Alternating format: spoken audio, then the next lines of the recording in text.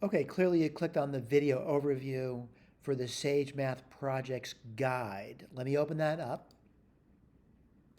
It's going to open up a Dropbox, and in the Dropbox, this is going to be a document. Now, my claim over here, oh, by the way, if you're not a member of Dropbox, it's going to ask you to join. You don't have to join. Just say no thank you if you don't want to join. It'll still give you the document, by the way. You're going to download it by clicking this button over here. Let me do that. If your computers are properly configured, it will download that PDF file and it'll display it for you. So my claim over here is that it's basically a document designed to get students to start working with Sage Math, all right? So there's going to be a bunch of projects, and those projects are divided into parts. 119, these are going to be topics related to Math 119, Math 120, Math 121, Math 122, and that's about it. So I really kind of divided into, like, I think for the most part, these are kind of foundational courses, students in STEM, 119, 120, 121, 122. Now, I, I'm the kind of person that would work through every project starting at the beginning. Like, I would definitely start at 119 because I want to learn the material. And I think that's what you should be doing as well. I would recommend also you read through the document, by the way. I know it's difficult, but what I want to do, I just want to go through the overall structure of the document, the overall structure. So what I want to do is just kind of randomly pick a project. So I'm in Math 121, and I want to pick Project H. Now, I can't remember what Project H is, but if you click on this over here, it's in the red, it's going to bring me there. So this is Project 8, Math 121. What do? They give you instructions. Now, granted, your teachers may or may not be doing this, but what I do is I talk about Jupyter notebooks. And what else do I talk about? I talk about using a terminal application. All this stuff is covered, by the way. If you go back through the notes, everything is covered. But if you're at this level, Math 121, Project H, you pretty much know what you have to do. Now, I got to be honest with you. What you have to do is you've got to go through the project, all right? So what does that mean? You're going to have to read, all right? So let's say evaluate. They give you something that should be somewhat familiar to you if you're in Math 121. And I go through the work.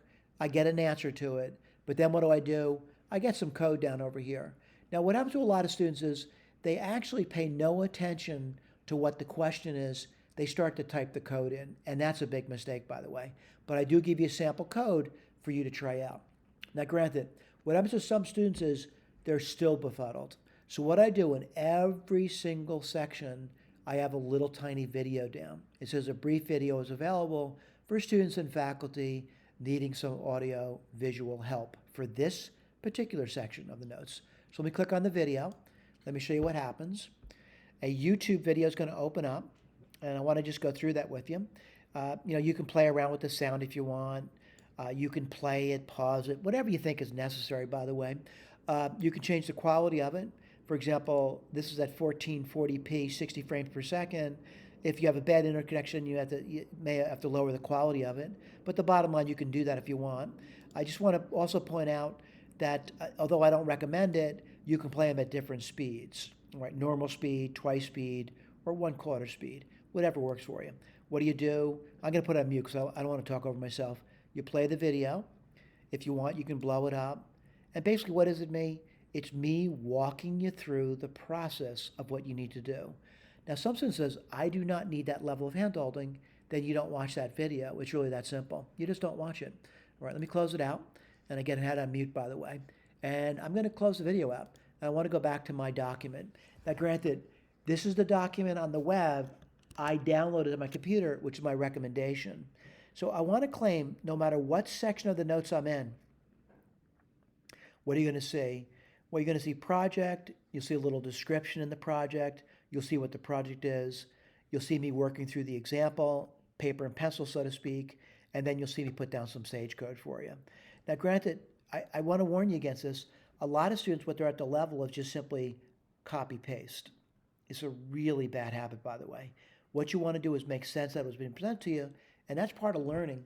After you make sense out of it, though, that's when you start to play around with software. And that's the whole intent of this document over here, to get your feet wet. And once your feet wet, it's like almost like you're learning to swim.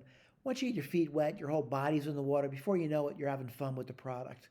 And it's like swimming, by the way. You got to get your feet wet. Once you get your feet wet, though, your whole body gets submerged, And boy, is that a substantial change in the pleasure factor. Dangling your feet in the water to being submerged in the water. It's completely different experience. You want to become submerged in this, by the way. Right. Thank you so much for paying attention.